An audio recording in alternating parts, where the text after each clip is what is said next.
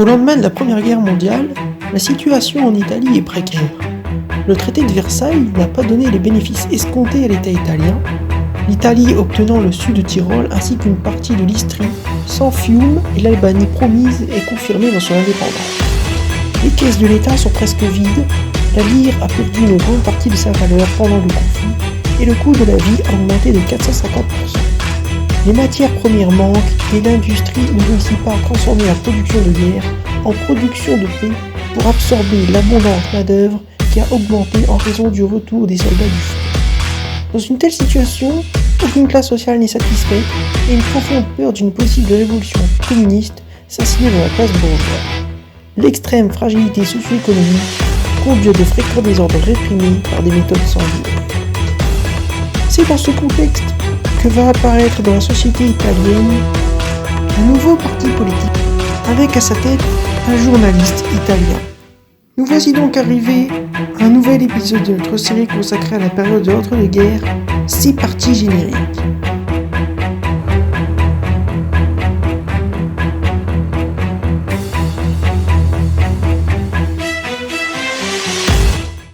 Lors des négociations du traité de Versailles, les irrédentistes nationalistes font de l'agitation pour mettre la pression sur le gouvernement. En décembre 1918, Leonida Pissolati, qui revendique une application stricte du principe des nationalités énoncé dans les 14 points de Woodrow Wilson, ce qui conduirait à Rome à renoncer à la Dalmatie, au protectorat sur l'Albanie et à l'annexion du Dodécanèse et du Haut-Adige, démissionne. Le ministre Francesco Saverio Nitti démissionne à son tour, laissant le président du Conseil, Vittorio Emanuele Orlando, seul face au ministre des Affaires étrangères, Sidney Sonnino, et aux nationalistes. Les nationalistes cependant sont dispersés.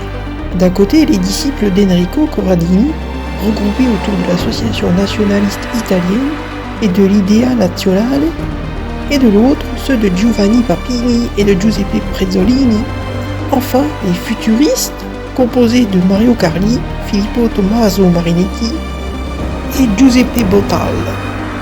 En janvier 1919, Mario Carli fonde la première association d'Arditi d'Italie, composée d'anciens troupes de choc de l'armée italienne.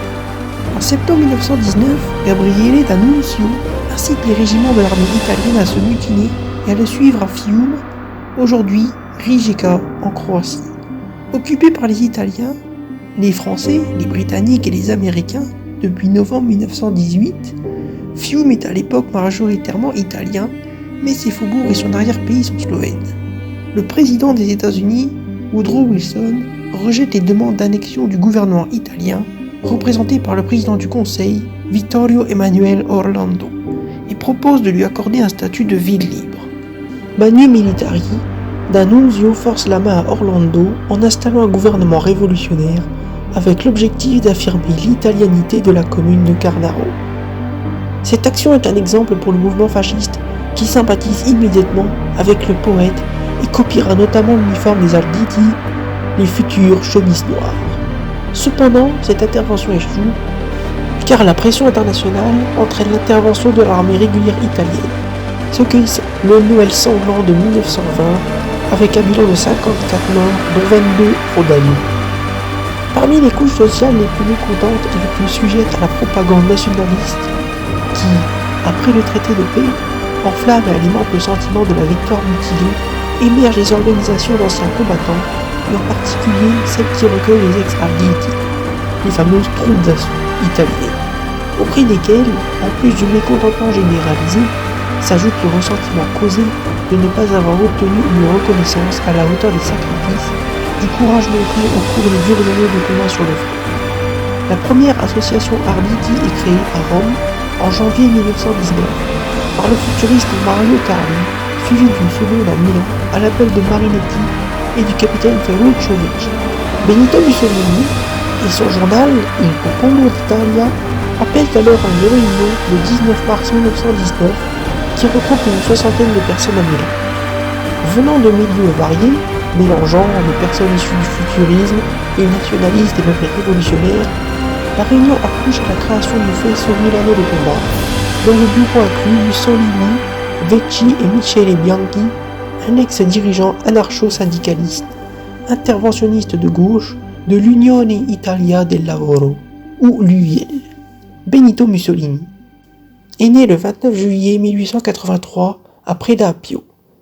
Instituteur, puis journaliste, militant syndicaliste révolutionnaire, il a une jeunesse agitée, s'expatriant 2 ans en Suisse où il complète sa formation politique. Secrétaire de la Fédération de Forlì, puis membre de la direction nationale du Parti socialiste italien et directeur du quotidien Avanti en 1912, il en est exclu 2 ans plus tard en 1914 quand il se déclare favorable à l'entrée en guerre contre les empires centraux. Il crée alors son propre journal interventionniste, Il Popolo d'Italia, et fonde le 11 décembre 1914 le Faisceau d'action révolutionnaire interventionniste, un mouvement qui reprend les bases programmatiques des faisceaux d'action internationalistes, notamment la volonté que l'Italie entre dans la Première Guerre mondiale, dans l'espoir de provoquer une révolution. Une fois la guerre déclarée, Mussolini devient caporal dans les Bersagliers. Le 23 mars 1919, Mussolini convoque une réunion à Milan, dans une salle de la Piazza San Sepolcro, prêtée par le Cercle des intérêts industriels et commerciaux. Les 119 personnes présentes, dont Mario Carli, Marinetti, Bottai, Italo Balbo, Cesare Maria De Vecchi, Emilio De Bono et Michele Bianchi, s'accordent, tant bien que mal, sur un programme qui mêle revendications nationalistes et sociales. Les faisceaux italiens de combat sont créés à l'issue de cette réunion et adoptent les symboles qui, jusqu'alors, permettent de distinguer les arditi, la chemise noire et la tête de mort. Le nouveau mouvement exprime la volonté de transformer, s'il le faut, même par des méthodes révolutionnaires, la vie italienne, s'autodéfinissant parti de l'ordre, réussissant ainsi à gagner la confiance des milieux les plus riches et conservateurs qui sont opposés à toute manifestation et aux revendications syndicales des socialistes. Néanmoins, le premier fascisme réussit à allier un aspect contre-révolutionnaire et une mystique révolutionnaire de gauche, anti-marxiste, liée à l'origine politique de Mussolini et de ses premiers partisans. Dans le mouvement, en plus des arditi, affluent les futuristes, les nationalistes, les anciens combattants ainsi que des repris de justice. 20 jours après la création des faisceaux, les nouveaux squadrettazioni affrontent les socialistes et assaillent le siège du journal socialiste Avanti, le dévastant. L'enseigne du journal est arrachée et rapportée à Mussolini comme trophée. C'est le début d'une guerre civile. En quelques mois, les squadristi fascistes se répandent dans toute l'Italie et donnent au mouvement une force paramilitaire. Pendant 2 ans, l'Italie est parcourue du nord au sud par les violences des mouvements politiques révolutionnaires, opposant les fascistes aux mouvements ouvriers et socialistes, sous le regard d'un État incapable de réagir, mais soutenant de plus en plus les squadristes. Partout, enfin, les fascistes vont trouver l'appui des autorités locales, de l'armée, de la police et de la gendarmerie. Au début de l'automne 1920, alors que les grèves et les occupations d'usines diminuent fortement, Mussolini reçoit le soutien financier des classes possédantes, en particulier des grands propriétaires fonciers, ainsi que des banques et de la Confindustria. L'alliance est aussi politique, les fascistes figurant en octobre 1920 sur les listes électorales du bloc constitutionnel formé par les partis de gouvernement. De plus, l'état-major adresse au commandant d'unité une circulaire exigeant des renseignements sur les fascistes, circulaire en général interprétée comme invite faite aux officiers d'adhérer au mouvement fasciste. La circulaire Bonomi, du nom du ministre de la guerre de Gilotti, de juin 1920 à mars 1921, offre les 4/5 de leur solde aux 50 000 officiers démobilisés qui intégreraient les faisceaux. L'action fasciste se développe rapidement et dans la violence. La composante militaire, largement prévalente dans les squadres, leur confère une nette supériorité lors des affrontements avec les socialistes. En octobre 1920, le siège du journal socialiste de Trieste, Il Lavoratore, dirigé par Ignazio Silone, est incendié. Un fascisme agraire se développe alors au nord, dans la vallée du Po, d'Émilie, Toscane, où le mouvement racine. Les agrariens soutiennent, y compris en les payant, les expéditions punitives des squadristes et des arditi afin de briser les luttes sociales portées par les bracanti, les travailleurs sans terre qui ont réussi à obtenir quelques succès. C'est dans ces régions que les squadristes sont les plus déterminés pour harceler les syndicalistes et les socialistes, les intimidant par la pratique du manganello, le gourdin symbole de la violence fasciste, et de l'huile de ricin, ou commettent des assassinats qui restent le plus souvent impunis. La terreur blanche s'abat ainsi sur le monde rural, où toute l'organisation socialiste est démantelée dès l'été 1921. À la fin de l'année 1920, le mouvement squadriste, porté par les chefs locaux, davantage que par Mussolini lui-même, gagne les villes moyennes. La campagne systématique de destruction des bureaux, des bourses du travail et l'intimidation des membres du PSI, Parti socialiste italien, conduisent le socialisme maximaliste à une crise, pendant que parallèlement croît la force numérique et morale des faisceaux de combat. Le 21 novembre 1920, à l'occasion de la prise de fonction de la municipalité d'extrême gauche de Bologne, les affrontements provoqués par l'intervention des squadristes dirigés par Leandro Arpinati et Arconovaldo Bonaccorsi font 11 morts et 60 blessés lors du massacre du palais d'Accursio. Une offensive semblable se produit en décembre 1920 à Ravenne où les squadres sont dirigés par Italo Balbo. Le gouvernement Gilotti, officiellement neutre, soutient en fait les fascistes, espérant les utiliser dans la lutte contre les socialistes. De fait, outre l'assistance plus ou moins passive de l'appareil répressif de l'État, le gouvernement invoquant l'ordre public dissout des centaines de municipalités socialistes, dont Bologne, Modène ou encore Ferrari. À la veille des élections de 1921, il ordonne au pouvoir judiciaire de cesser les poursuites contre les fascistes. Ainsi, en janvier 1921, le Parti socialiste italien se désagrège, donnant naissance notamment au Parti communiste d'Italie, ou PCI. Sauf à Milan, à Turin et à Gênes, la terreur a eu raison des organisations ouvrières, des milliers de maisons du peuple et de sièges syndicaux ont flambé. Il y a des centaines de morts et des dizaines de milliers de blessés. La contre-révolution posthume et préventive est un succès. Au cours de cette période, le PNF atteint 300 000 membres. À son maximum, le PSI avait à peine dépassé les 200 000. Il obtient ainsi l'appui des latifondisti émiliens et toscans.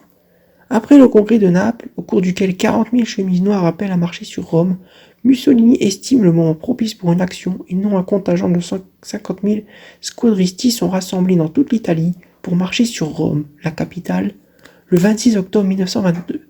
Mussolini, lui, est resté à Milan, prêt à fuir en Suisse en cas d'échec de la marche. Il donne le pouvoir à ses quadrumviras, composé d'Emilio de Bono, Italo Balbo, Michele Bianchi et Cesare Maria De Vecchi. Le haut commandant italien a préparé l'armée à affronter le coup d'État fasciste. Le gouvernement rédigeant le décret d'état d'urgence qui permettrait d'écraser la marche sur Rome. En effet, les fascistes ne font pas le poids face à une armée italienne disciplinée et très bien armée. En fait, le gouvernement est indécis et le roi Victor Emmanuel III, craignant la guerre civile, refuse de signer le décret d'état d'urgence. Les chemises noires marchent sur la capitale le 28 octobre, menant des actions violentes contre les communistes et les socialistes. Le 30 octobre 1922, après la marche sur Rome, le roi charge Benito Mussolini de former le nouveau gouvernement. Le chef du fascisme quitte alors Milan pour devenir Premier ministre à Rome. Il doit rassurer les conservateurs, le nouveau gouvernement, qui est une coalition, ne compte que 4 ministres fascistes. Les autres ministères sont accordés à des conservateurs et à des militaires prestigieux. Mussolini maintient le cadre politique traditionnel.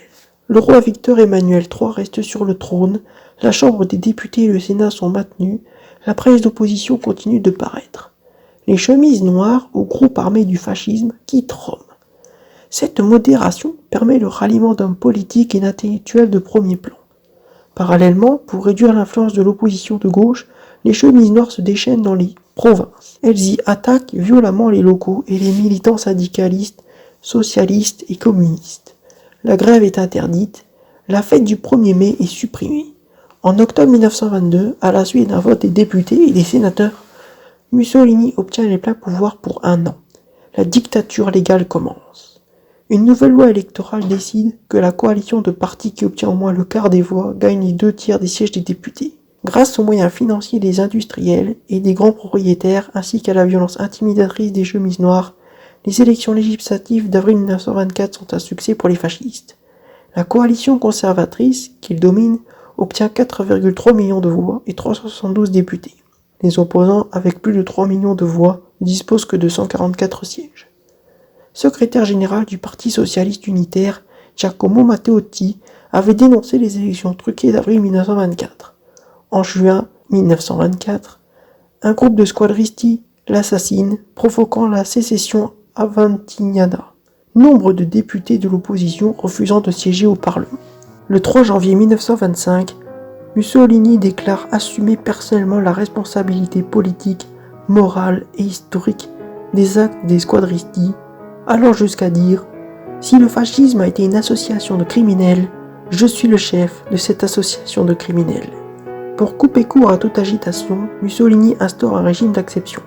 Les lois fascistissimes de 1926 stipulent entre autres que les autres partis politiques sont interdits, leurs députés sont déchus, la presse est censurée, une police secrète, l'OVRA, ou Organisation de vigilance et répression de l'antifascisme, est instaurée, ainsi qu'un fichier de suspects politiques et un tribunal spécial pour la sécurité de l'État. La loi du 4 février 1926 suspend les organes démocratiques des communes et toutes les fonctions occupées par le maire.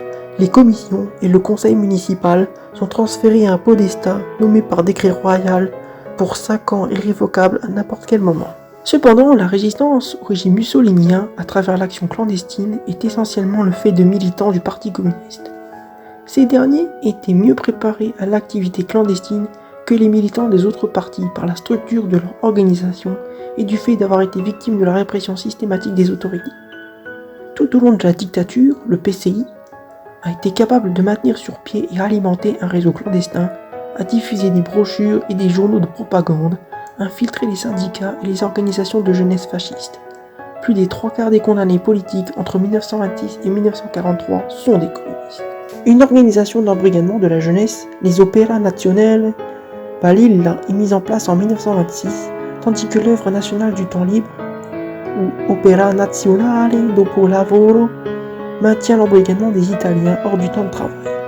L'année d'après, le régime fonde le Gruppo Universitario Fascista, auquel tous les étudiants des académies militaires doivent s'inscrire.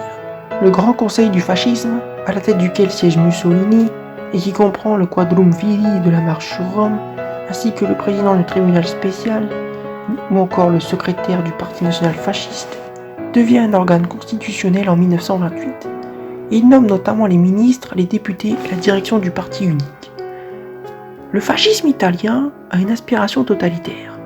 Il ne veut pas admettre d'opposition organisée et veut contrôler la totalité des activités de la société. Cette aspiration totalitaire trouve sur sa route l'Église catholique, dont le pouvoir est immense en Italie, notamment par son représentant politique, le Parti populaire italien, qui jouit d'une assise électorale très importante. Or, depuis l'annexion en 1870 des États pontificaux, l'Église est en conflit ouvert avec l'État italien. Bien qu'ancien militant anticlérical, Mussolini, pragmatique, concède, dès 1925, un certain nombre de compromis à l'Église catholique qui lui permettent de signer, en 1929, les accords du Latran avec le Vatican, opérant la réconciliation du fascisme et du catholicisme en mettant fin à la question romaine. Resté pendante depuis l'unification de l'Italie, le catholicisme devient religion d'État. En outre, pour renforcer le contrôle du PNF sur la société, un serment spécifique de fidélité au Duce et au fascisme est instauré en 1938, à côté de celui prêté au roi d'Italie, transforme par la suite tout parjure en cas de conscience. L'aspiration totalitaire du régime s'inscrit aussi dans l'architecture, avec en particulier la construction du quartier EUR ou Esposizione Universale di Roma à Rome et l'urbanisme avec la fondation de nouvelles villes telles que Latina, Aprilia, Giuidona Montecelio, Sapaudia ou encore Pomezia. Rome se rapproche de Paris et de Londres lors de la conférence de Stresa en avril 1935, durant laquelle Mussolini parlemente avec les ministres français des Affaires étrangères, Pierre Laval, et le Premier ministre britannique, Ramsay MacDonald. Peu de temps après, il engage la guerre d'Éthiopie. L'invasion de l'Éthiopie refroidit alors les relations entre l'Italie et ses alliés, mais celle-ci reste bonne. En effet, l'Italie fasciste apparaît alors comme le potentiel allié face à Hitler. Jusqu'au rouleau racial fasciste de 1938, le fascisme italien n'est pas raciste. Surtout, Mussolini reste fermement opposé à l'Anschluss, ou l'annexion de l'Autriche par l'Allemagne, car elle craint qu'une Allemagne trop puissante ne prennent une place trop importante dans les Balkans dont Mussolini veut faire la chasse gardée de l'Italie.